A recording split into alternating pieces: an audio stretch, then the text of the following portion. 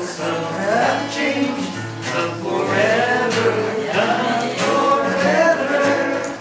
Some are gone, and some remain. Always traces have their moments.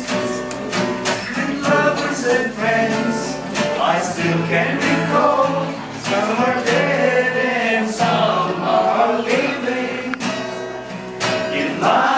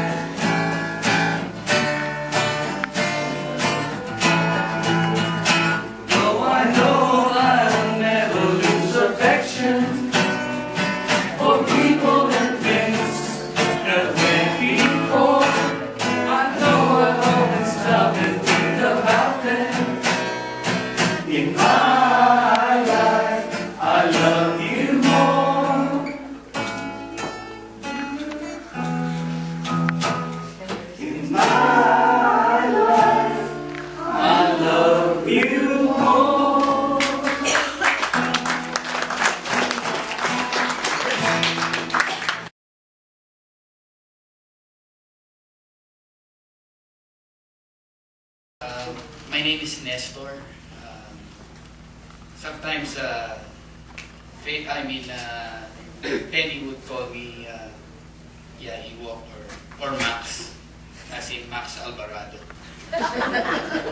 Yeah, that was how they called me back then. I think you could say that Tenny and I met in a different century. It was a time when we had no internet yet, and there was no iPhone, and there was no social media. And so you didn't send your friends, you didn't send somebody a friend invite. You actually went to their house, and you went to their place of work, asked them to drink with you. Preferably, you went to their place of work after office hours, and you didn't send your friends WhatsApp. You didn't WhatsApp your friend. You actually went over to him and you joined his family in family occasions or get-togethers, and you sat down with them and you asked them how they were doing. So based on that criteria, Tenny and I were actually not quite friends during the 1980s. We were more like competitors, because, as Trump would say, because we came from rival newspapers and we belonged to rival groups. We were covering the military and defense beat during what could be one of the most critical times in recent Philippine history.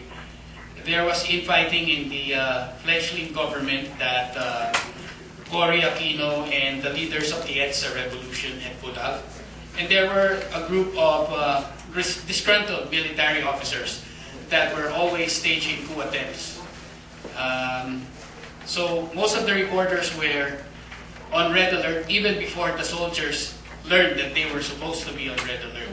So Tenny would always be, away from home, and coming home maybe after 2 days or so, when we would be staying in the camps. It was also a good time to be away from your family because they had no idea where you were, and you would, always use it as an excuse But the men and women of the Defense Press Corps were a conflicted bunch.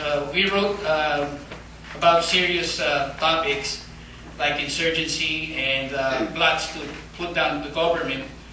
And we interviewed top-level officials, bureaucrats, and sometimes intelligence operatives. But we went about it like children. We were like high school. We were like always playing pranks on each other. Sometimes we would hide stories from each other, and sometimes we would lay down traps like bogus pieces of details to mislead the other reporters. I think they call it fake news today. Back then we called it kuryente. Because, you know, the reporter that was unfortunate enough to get that piece of detail and have it published was sure to have the shock of his life the next day. I think my first experience of kuryente was from Tenny. When he noticed that I was a young reporter, a new reporter in the beat. I have my suspicions that he was the one who I had to blame for that. Almost lost my job, but it was okay. As his brother Gustavo would say, I'm okay. Yeah, and one of the things that I noticed about Tenny was that he had this gusto for food. Like, if journalism was his love, food was his great love affair. We would sometimes have another reporter bring lots of food to the beat. You know, she was into cooking. And each time Tenny took a spoonful of what she cooked, he would take the time to analyze what ingredients came out, like came into the creation of the food he was eating. Sometimes he would say, oh, shiitake mushrooms, you put some of these here. Yeah, you're using XO sauce or something like that. But so much, he would always eat so fast. But then, all of a sudden, he would disappear from the room. And then after several minutes, he would magically return, he would be refreshed, and he would be ready for more. Yeah, we used to, you know, long before we talked about bulimic runway models, Tenny was already the king of the bathroom purge. That was his secret. That was a secret to his very nice figure too.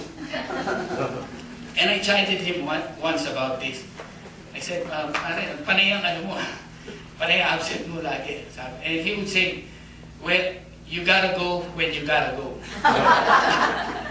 And I noticed too, later in years when I met him in Canada, that was also his, sort of his favorite phrase whenever we talked about friends that will be leaving us.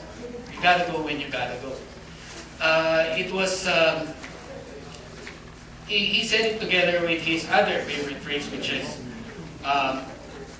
don't worry, be happy. Because for Tenny, life was to be lived to the fullest. He wanted a good life because he said that, you know, it doesn't matter if you have money or if you had a long life. If you haven't lived it to the fullest, then it would have been useless. It would have been worthless. And that was his outlook all the time.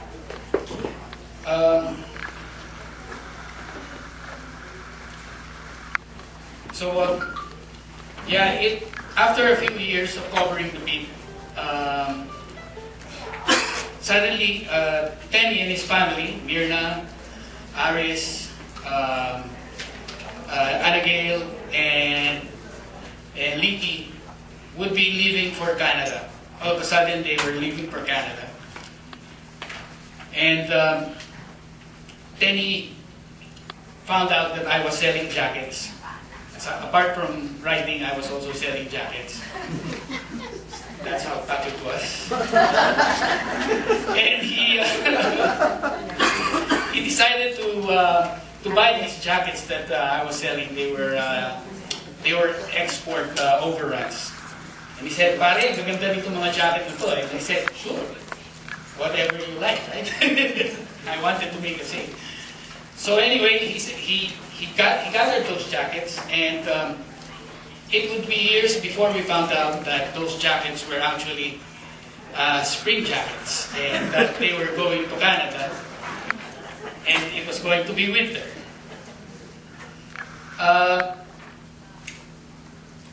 But pretty soon, about a couple of years after that, I would be following my wife, Faye, who was here in Toronto as well. And back then, when I had my first months in Canada, I was under the illusion that I could still convince Faye to go back to Manila. We were in the church and we noticed that there was a baptism going on. And I said, Faye, there's a baptism. I think they're Filipinos. And after the ceremony, we were on our way back. We were on our way to leave when I heard somebody shout, "Putang ina mo, Max, ano ginagawa mo dito?" Like, who else could swear inside the church during a baptism? So I knew it could only be Tenny. Yeah, and that was the beginning of my introduction to the Soriano clan, a big and wonderful family that was always fun. And pretty soon our weekends, we used to wonder what we would do on weekends. Where else would it be? We would be at Tenny and Mirna's house. Or sometimes we would be at Ike's and Blanche's home. It would be, fun-filled weekend, lots of food, lots of drink, lots of fun, lots of drink again. Until the next day. Sometimes we would even sleep over. And we saw Annagail and Aris and Licky grow into teenagers. And now with families of their own. Licky, maybe soon. Yes, and I found out something that I never knew about Tenny, because I never had the time during our reporter days. I was never that close with Tenny, but I found out that in his home, you were likely to find diplomats and journalists, people from all walks of life. People, I think, there would be artists, there would be business people, anyone who might be. I think people go there, mostly, Filipinos or immigrants, go there to have a bit of the home that they had left behind. Because there was always something that his family could impart to them, some sense of belonging that you could always feel, not only in the way they welcome you, but also in the way they treat you and extend their selves to you. I think Tenny and Mirna were able to inculcate that to their children, and I'm so happy that I was able to be one of the few people, or one of the many people actually, that experienced that friendship. For a person that was new to this country, as I was new then, and they say that for immigrants it takes about 5 years to 7 years to finally adjust to Canada. I think it took me 10 years, but Tenny was there with me, and he was. It was like I finally found a piece of my home when I got here, and I was looking for, and it even surprised me when he said, "Buti pa rin nandito ka dahil may kasangga na ako." And I thought, isn't it the other way around? One time when I was talking with Tenny, and I noticed that he was always, he had a knack for making people feel at home. And he told me in one of those moments, humihiyaw ng aray yung kaibigan ko. Alam naman, talikuran ko. In English, I think, my friend is crying in pain. How could I turn my back?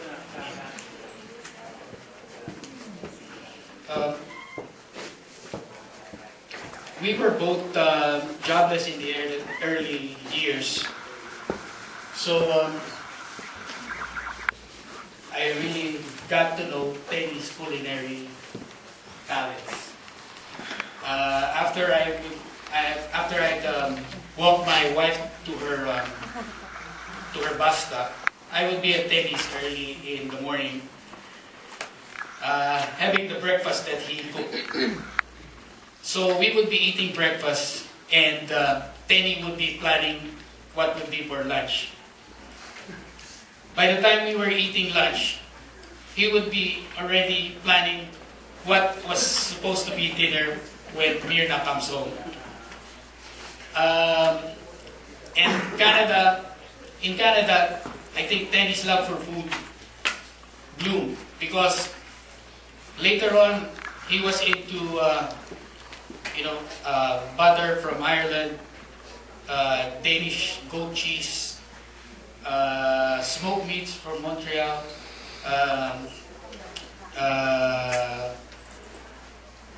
ham from Virginia, he said chorizo de Bilbao and stuff like that.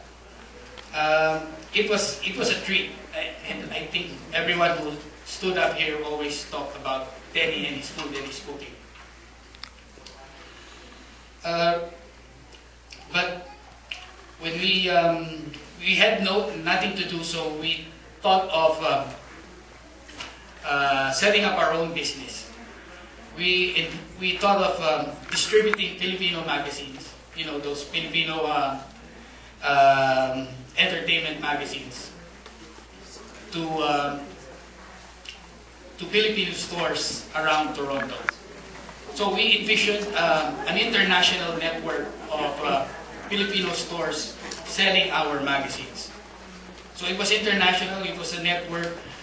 We played with the name Internet, but we knew it would never catch on. So we called the business Interlink instead. And through Interlink, this was where we met Mama San, or Myrna Riley now, who was very supportive of our business, and she became a very good friend of ours because she also loved to cook, and she also was very good in cooking, and she was really a good friend. Anyway, years after that, now we see that the partying and noise in Myrna and Tenny's place had quieted down. And despite the advanced stage of Tenny's cancer, Tenny never lost hope. As Myrna said, he was a fighter. He was hanging on because he really wanted to see his first grandson from Aris and Sharina. And he told this to me. He said, sana umabot pa. Hindi ba abot pa? And I said, yes, you will. And about a week ago, I was there with Myrna, Mama San, and their good friend Pete Sendanya when Pete visited Tenny. He had a book for Tenny that was written by our former president, Fidel Ramos, and he had signed it for Tenny. And we were recounting the good old days that Tenny was Following with the, he was happy, but he wanted to join in, and he would speak sometimes and laugh at some of the jokes. And after a while, when people had left, I was with Tenny, and Tenny quietly told me, I told Tenny quietly that I had to leave as well. And he whispered to me and said it was okay. I imagine him saying, you gotta go when you gotta go. But he was just coughing then. And that was the last time I met my friend.